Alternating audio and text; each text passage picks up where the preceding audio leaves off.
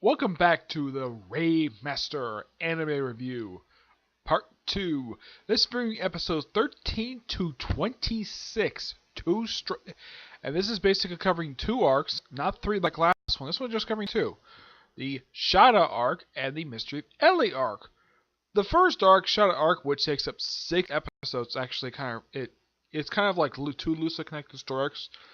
Two connected part of the episodes are just part of the same arc. Yeah, the way this arc starts out, it's actually something that was hinted at back when Mystica first showed up about finding a meteor in this area.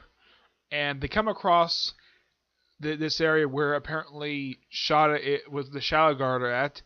And as for the main villain in this arc, Shuda, he actually does appear in this arc, but he doesn't actually start fighting the group until episode 15. Actually, episode 16 is when you start fighting him. Yep. Now, before they get to the cavern, so they meet a talking bear. Yes, a talking bear called Deerhound. Kind of a weird name for a talking bear. It turns out this guy was actually human, who took the form of his favorite creature, a bear. Not a bad idea. The guy got armor. He's got himself a big battle axe. Yeah. And when he notices that Haru is the Rave Master, he's like, that's the only one thing I can do. Put my armor on him and basically fight him. So he fights him, and Haru wins. He's like, and Haru basically, he can tell just by his way he talks to him and how much of an honorable person he is. He does not fight unarmed people. He's not that type of person. So he gets back his battle axe, so continues the battle inside this room, and it turns out this room is basically this room that he basically is guarding. He's really guardian of this particular Rave stone. And this whole room is basically a graveyard of fallen warriors. And in the middle is a cross grave where it has a Rave stone, the Rave stone of knowledge. Now before they get to this room, they're basically wandering through this place, at least for a couple of episodes, following a guy named Schneider, who they think is a doctor, but he's actually an assassin. Oh, and I'm supposed to point out though, because his name is Schneider, the dub actor speaks with the way he speaks as him. He speaks with a German accent. Why not? It's not a bad idea. And he is a very terrible assassin. Yep. He apparently was hired by the general to kill. These people also had to take out these sleeping flowers, which I have heard these things are real, but I've heard rumors that they might be real. These about the flower that people go to sleep just by sniffing them. And apparently, he said it also had a hint of poison. Yeah, it turns out that was actually like a lie, and the pills that he gave Haru and Elie are just pills that temporarily paralyze and give him nausea. Okay, fine. And of course, the bear takes on the assassin. He gets defeated while Haru unlocks a new sword ability. Yeah. And the first Rave in this Rave stone he's given in this first three-parter is actually the Rave of Knowledge. Yep. And then he fights Shuda for the first time since episode 2. Yep. Fights him in his fortress. Well, fights him on an invisible platform. I'm not kidding. He fights literally standing on nothing. This mirror he fights him on. And also in this thing, and apparently Shuda's ability, his Shadow Stone, has him to pinpoint an exact location and cause explosions. Haru, this is actually one of two arcs that two straight arcs he goes through, where he's suffering through hundreds of explosions and severely wounded. Elie and Mystica, who actually returns this arc, actually Musica, he returns his arc with a new hair. He dyed his hair black. Yep. So yeah.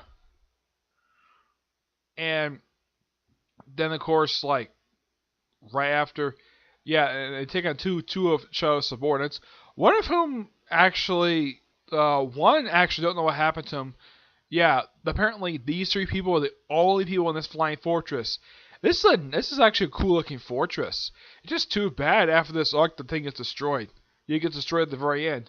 I would have liked it if Haru, if he had defeated the general and taken out the subordinates. He could have claimed this place like as a thing where he can move around the world, find the Rave stones really quickly, and use the equipment used by the Shadow Guard. That would have been interesting, but nope. Let's have the cyborg blow the place up, and the place is destroyed. And how they get off the damn thing? By using an old fire jet, and they're saved by Musica's gang, the Silver Bandits. Now, apparently, they're a group of honorable thieves, and of course, their reputation is feared throughout the whole world. After that, they go to what's the name of the city they go to? Like right after that, let's see.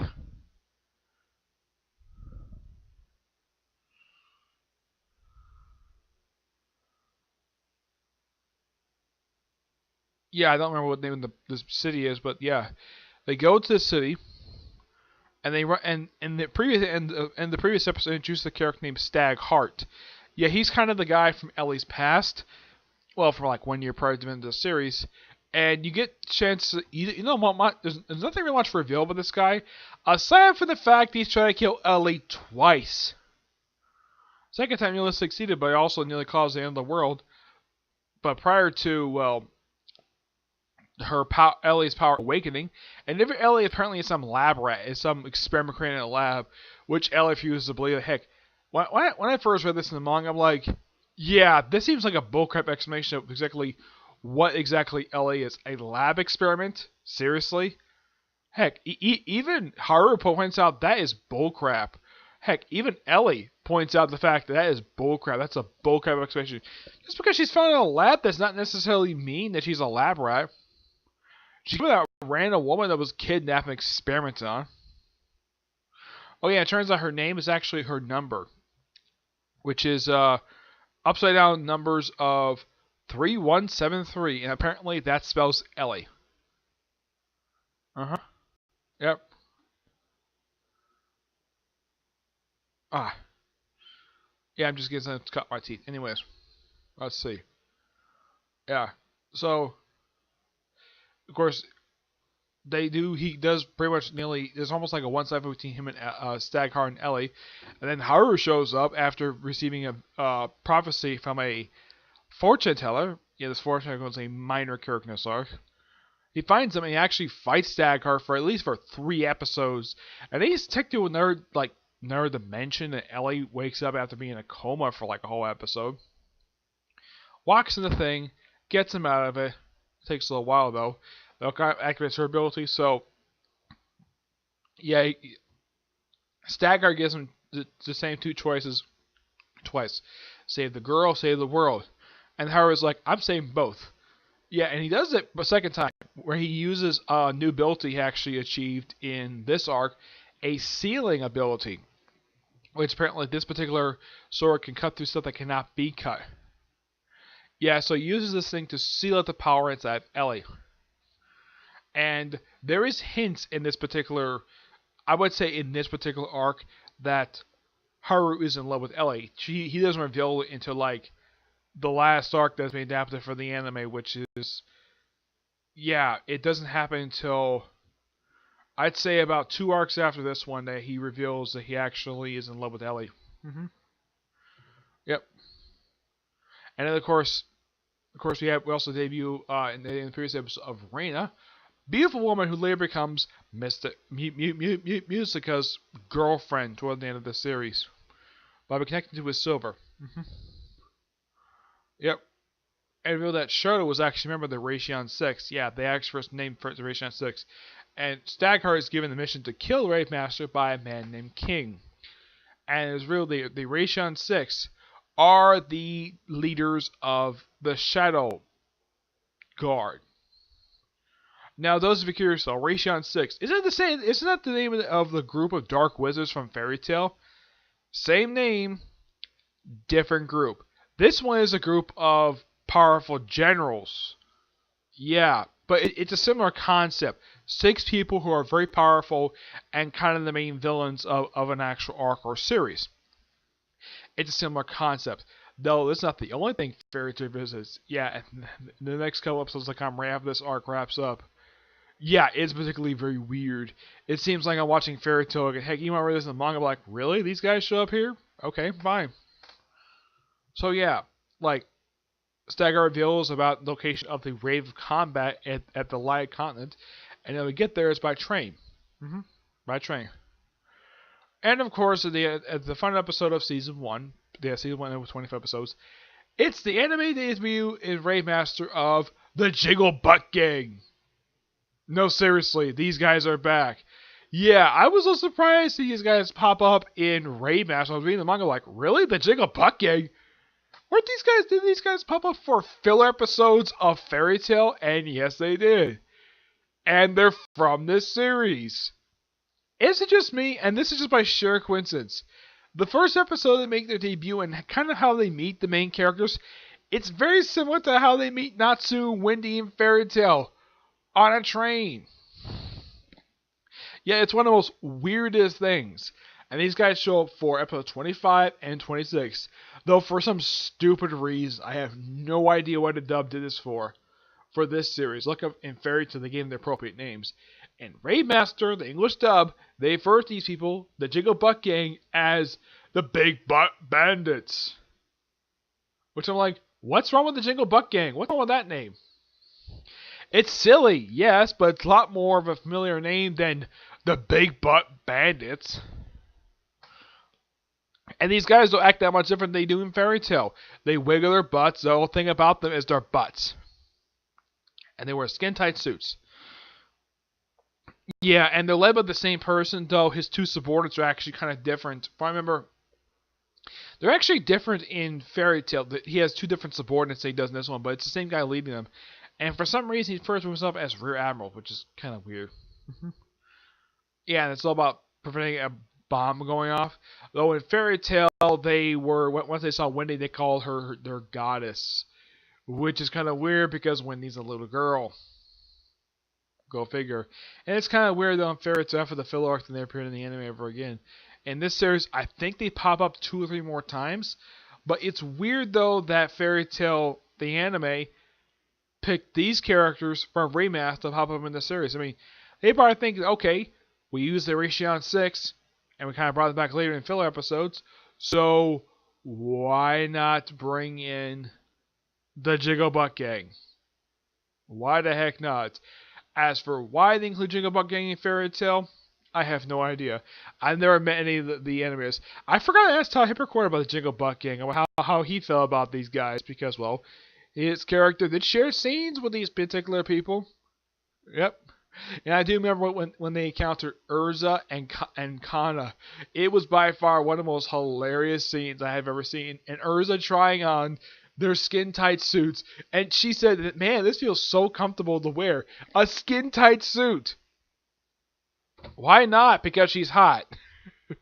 Yeah. But here's kind of the weird thing about this particular point of the series. For Rave Master, we have one smoking hot character, that's Elie. Though there is like one that pops up, I did see her pop up in the Rave Master Fairy Tail crossover, but that's like one I don't know her name, but I kind of wish we had more smoking hot women in this series.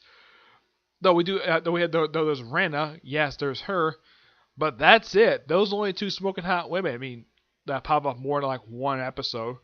I mean, yeah, there's also Haru's sister and Musica's ex-girlfriend, who look almost exactly the same exact person. I have no idea why they're designed this way, where, despite the fact wearing different clothing, they look like the same exact person.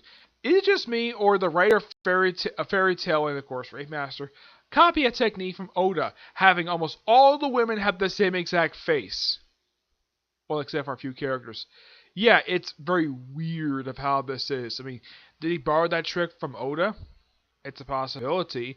After all, Fairy Tail was very heavily inspired by One Piece, so why the heck not? And, oh yeah, and also I should point out though, at the start of the out of time mark, we have ourselves a beach episode. We see Elie in a swimsuit. I guess a lot of male watchers viewers like, yay, we get a chance to see Elie in a swimsuit. Though we got eco fan service for the ladies by seeing Haru in a swimsuit. Yep, so show off his abs. And of course, Musica's abs as well. That was not the only series I've seen where we have a beach episode. Like I said, in another series, we've had other beach episodes, but this is one. Let's see. We've had ones in Bleach. Toriko's has had a beach episode. I know Boruto's had one.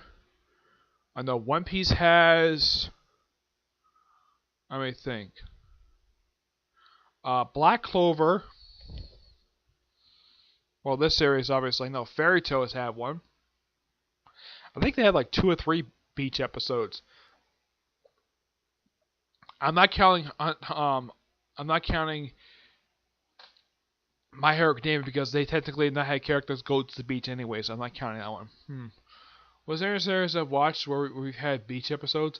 Oh yeah, but Shuda Rukin. Yeah, they had one. That one had that one had one too. Let me think.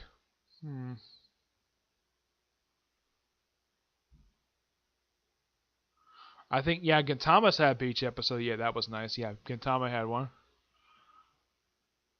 trying to think. Was there any other series that had a beach episode? No, that's it. Basically, it's kind of like the 8th series I've seen where we have a beach episode. Why not? I mean, it's a nice little thing. So I gotta get praised for that.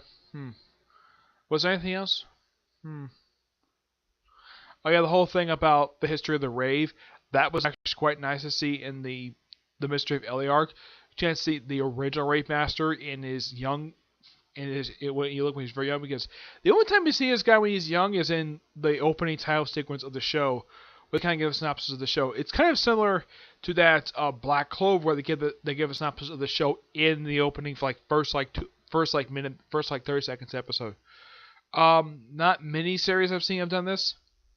So aside from Black Clover and this series, I think D Gray Man has done it, and I'm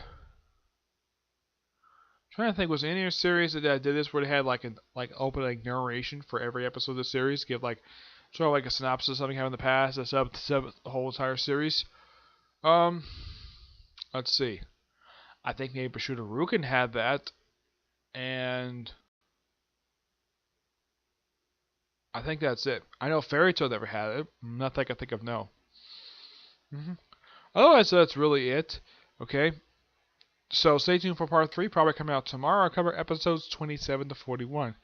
I was hoping that the Fairy Tail would be uploaded right now, but nope. I was hoping to cover the dub for that today, but that didn't happen. Maybe tomorrow, along with the newest episode of Black Clover and Tokyo Read.